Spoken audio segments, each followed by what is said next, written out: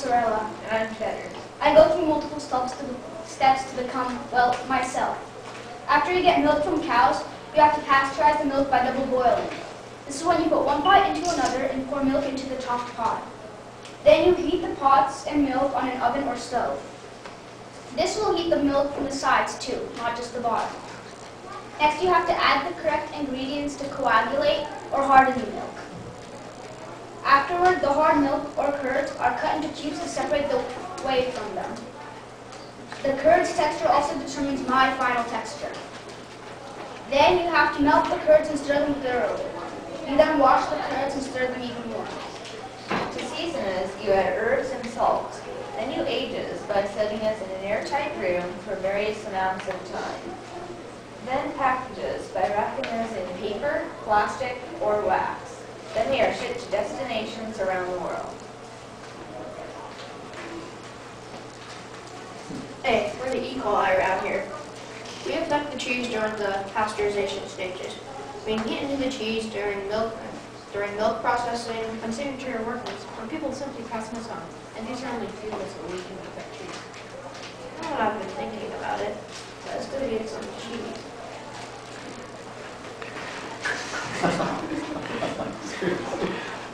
Awesome. That's how it works. We have a problem! E. coli are infecting cheese! I have an idea. We can send a UV rays to kill the E. coli.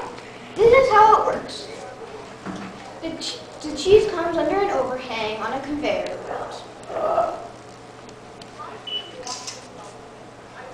The overhang sends UV rays into the cheese to eradicate any bacteria living in the cheese. The UV rays break the DNA cells in the E. coli. This is only the second time it has been pasteurized. UV ray blast!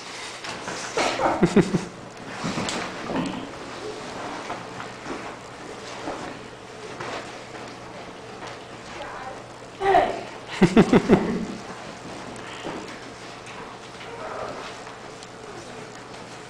The end. Good job, guys. We have 7 minutes. We have 7 minutes. 7 minutes for Q&A. So I tell you what, I'll do a 5-minute clock and then a 2-minute clock. If you could summarize the problem statement in 1 or 2 sentences, what would that problem statement be? It's that cheese has a lot of problems, and it can be infected in many ways, and it is very dangerous to humans, the infections that the cheese gets. Okay. But specifically, you guys talked about a specific type of E. contamination. coli, it can kill you. It can also do a lot of Okay. And how does the E. coli contaminate the cheese?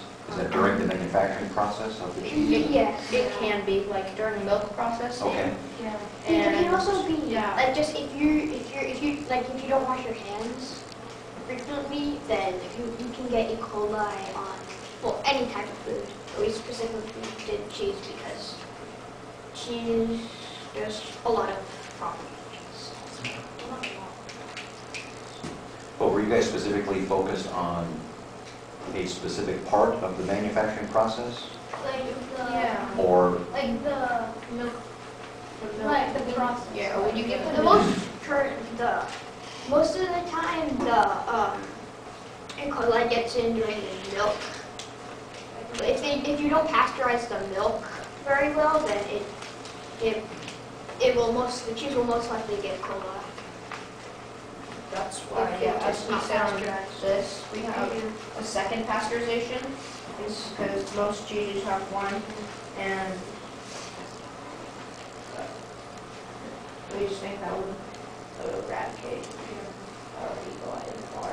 Because if you age it, it could still get infected by E. coli. And the second pasteurization would be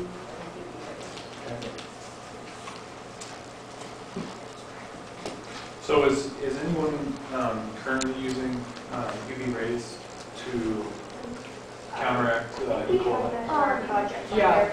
I think There's there's some a person people that that there's some Europe in the and that. innovative solution section. There's, That's okay. I was curious that, so when you were doing your research into the existing solutions out there to counteract E. coli, how did you come up with, so A, how did you come up with ultraviolet as a means of counteracting E. coli? And B, in coming up with that, did you try any other solution concepts for removing E. At coli? first we thought we could just heat it up, but heat it up, like double boil it again, like with the melted cheese instead of just the milk. We could do it with the actual cheese after it's been made. I thought what we found out that it probably would have melted the cheese. Yeah, it probably would have it out, but it would have melted the cheese. And it could have And then- changed the Yeah. flavor and texture, Yeah. which. And some of the bacteria in the cheese, not just E. coli, is heat resistant. So the UV rays actually, when set to a certain frequency, it actually breaks the DNA cells in the bacteria. Yeah. So Like all It's like bacteria, they not just Yeah, some. it's The like. problems we have with that is that it probably will affect the cheese's flavor, and if it's blue cheese is actually using bacteria and mold in it to create the flavor, and I'm afraid that the UV rays will make it. Well, but it would probably kill all the. It'd probably be still good though, because, I mean, it might change the flavor, but it would probably still be better that you don't die than eating different tasting cheese. well, UV rays also, when set to a certain frequency, it can also change the flavor of the cheese. Mhm. Well, you can make like a completely new type of cheese. Yeah. UV rays, yeah. I guess. Oh, Ultra cheese? ultraviolet cheese. Ultra cheese. Yeah. Yeah.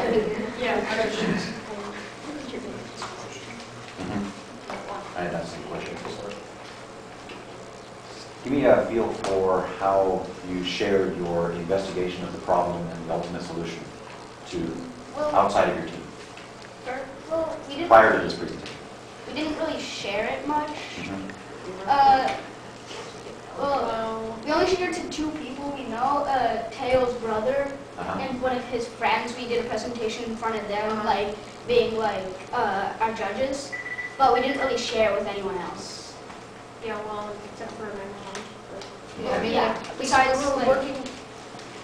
besides like our family members and Teo's brother and his friend, we didn't really share it with Yeah, anyone we else. were working a lot on developing the skit and the information. Okay. You know, I wanted to zoom in, I only have 1 minute. I wanted to, how much research did you do on the solutions? Where did you go out and get data Well, and gather all of your information? it probably should It's probably be. easier. Yeah, we have like a it's- bibliography. Sure. We use it mostly in the internet. So if one of you guys could summarize though. We used the wiki a lot, and we also used what was it? You did research on another site, the ravers. Yeah, we did also we did a bunch of other research on other foods like beef and seaweed and stuff. But we found cheese, the easy, Most interesting. the most interesting. And- The tastiest. And yeah, and then also, there was a lot of information. yeah, Yeah, we could Yeah, find a lot of we different things. yeah, surprisingly there's no information on apples. Yeah, we It's can like find apple you always like pieces. nothing. Wow. We look up apple. Like you hear about stuff, but Okay, well, we've used up all the time, guys. So thank you very much for Thank your you. presentation. Yeah, very nice, thank you guys. You guys can have your research book back. I thumbed through it, yeah, but We asked here, questions. some of the clips might have come loose towards the back, so if you dangle it, I think you might lose it. There you go. That was easy.